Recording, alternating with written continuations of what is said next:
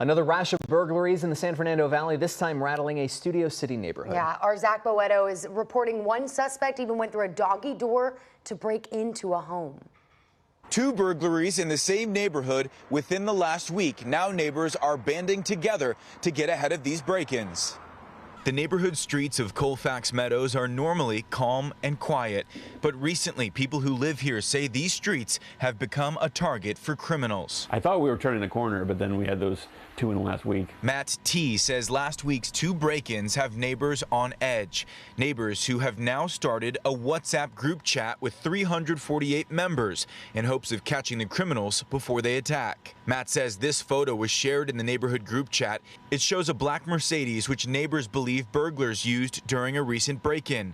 Looking closely, you can see the license plate is covered. Then that car was tracked on a camera, and right around 3:50, which they broke into a house through the doggy door after doing the ringing the doorbell and seeing no one was home. They broke in and then ransacked the house and then left. Even with cameras all over his house and neighbors who have cameras around theirs, Matt says the suspects are covering their faces and planning their attacks in broad daylight. I've been here for 7 years. This is definitely, it seems like the highest frequency of break-ins. I think the criminals are becoming more aggressive. They seem much more professionalized. But we sort of know their formula now. They come between noon and 2 when they think people are out. They scope the neighborhood, and I think they just think this is an easy target. Just a few miles away in Encino, American Idol executive Robin Kay and her husband, Thomas DeLuca, were shot to death in their home. The Los Angeles County District Attorney's Office says they were killed after a 22-year-old man broke into their home and opened fire on them with their own gun. There's no silver bullet for crime, right? There's just layers of safety. And she had all these different layers.